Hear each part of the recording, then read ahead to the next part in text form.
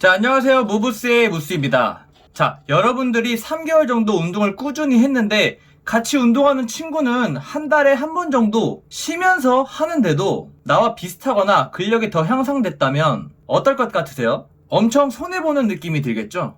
오늘 알려드릴 내용은 운동뿐만 아니라 어떻게 휴식을 더 취해야 근성장을 더 효과적으로 발달시킬 수 있는지 알려드리겠습니다. 영상 끝까지 봐주세요. 운동을 처음 시작하는 경우에 자주 다치는 경우를 많이 보셨을 텐데요. 그 이유 중 하나는 근육의 회복에만 신경을 쓰고 건과 인대의 회복에서는 대부분 신경 쓰고 있지 않기 때문에 무리하게 운동을 실행하다가 결국 부상을 입기도 합니다. 운동을 하면서 우리 몸에 데미지를 주다가 휴식을 하게 되면 저번에 했던 운동 강도보다 초과 회복을 하게 되는데요. 이것이 지속되면서 근력이 향상되기도 하고 스트레칭을 하면 더 유연성이 향상되면서 우리 몸을 성장시키게 됩니다. 일반적으로 근육이 회복을 하려면 48시간에서 72시간 정도가 필요하고 이 기간에 맞춰서 2분할을 하기도 하고 3분할, 5분할 운동을 하기도 하죠. 건강을 목적으로 가볍게 하는 거라면 이것도 틀린 얘기는 아니지만 운동을 할 때는 근육만 사용하는 게 아니라 건강, 인대도 데미지를 입기 때문에 장기적으로 성장 곡선을 그리고 싶다면 체계적인 휴식 주기가 필요합니다. 근육이 손상될 경우 회복 기간이 2주에서 4주 정도지만 인대와 힘줄이 손상될 경우 최소 4주에서 12주까지 회복 기간이 걸린다고 합니다. 자, 이렇게 운동 후에 근육이 회복하고 성장하는데 일주일이 걸린다면 건과 인대 등이 회복하는 데는 2주에서 한 달까지 걸리게 됩니다. 근육이 성장하는 만큼 그 부하에 맞춰서 건과 인대도 성장시켜줘야 합니다. 근육이 회복을 하더라도 가끔 길게 휴식을 해야 하는 이유가 여기에 있는 거죠. 자, 그러면 효과적인 운동법과 휴식 주기는 어떻게 될까요? 지난 영상에서도 얘기했었지만 6개월 미만의 입문자인 경우 다관절 운동인 다친 사슬 운동을 메인으로 2에서 3세트씩 전신 운동으로 총 운동 볼륨을 18에서 24세트로 맞추고 운동을 진행해 주시면 됩니다. 간단한 표로 올려드릴 테니 필요하신 경우 일시정지해서 캡처하시기 바랍니다. 자, 6개월 이상 1년 미만 운동 초급자인 경우 마찬가지로 다관절 운동인 다친 사슬 운동을 메인으로 2분할에서 3분할 운동으로 주 3회 이상 운동을 추천해드립니다. 마찬가지로 간단하게 표를 올려드릴 테니 필요하면 일시정지하고 캡처해주세요.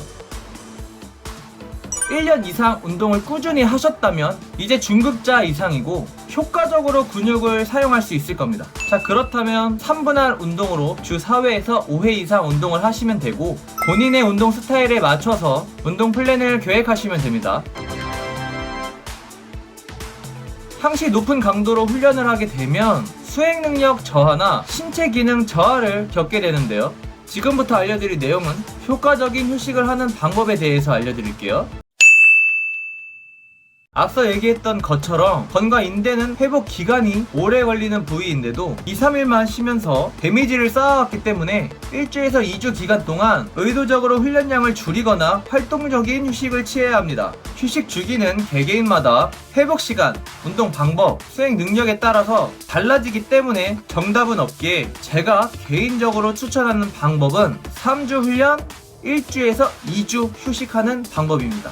왜 추천하는지 설명해 드릴게요. 우리 몸은 적응기간이라는 것이 있습니다. 백수여서 10시에 기상하던 사람이 취업을 해서 7시에 일어나게 된다면 처음에는 굉장히 힘들겠지만 2주에서 3주 정도의 기간이 지나면 그 패턴에 적응하는 것처럼 근육도 마찬가지로 처음 운동했을 때는 엄청 근육통이 있었겠지만 오버트레이닝을 하지 않는 한 3주 정도 후에는 딱 적당한 정도의 근육통이 있게 됩니다.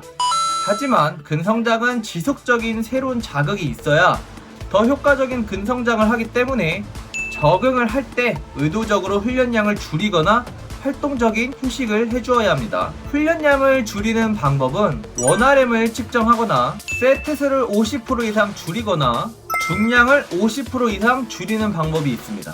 활동적인 휴식을 취하는 방법은 중저강도의 유산소 운동이나 러닝, 등산, 수영, 자전거 등이 있고 코어 운동 및 스트레칭을 해주는 것입니다. 그래서 휴식 주간에 스트렝스 훈련으로 원RM을 체크해 주시고 다음 훈련 강도를 정하는 것을 추천하며, 다음으로는 스트레칭을 추천하는데, 스트레칭은 근력 운동과 마찬가지로 목적을 단순히 준비 운동으로만 접근하지 않고 근력 향상처럼 유연성 향상이라는 목적을 가지고 유연성 트레이닝을 휴식 주기에 더 집중해 주신다면 안전성과 가동 범위가 더 늘어나게 되면서 더 효과적인 근성장을 할 수 있으니 스트레칭을 훈련의 일부로 꼭 포함시키는 것을 추천해 드립니다.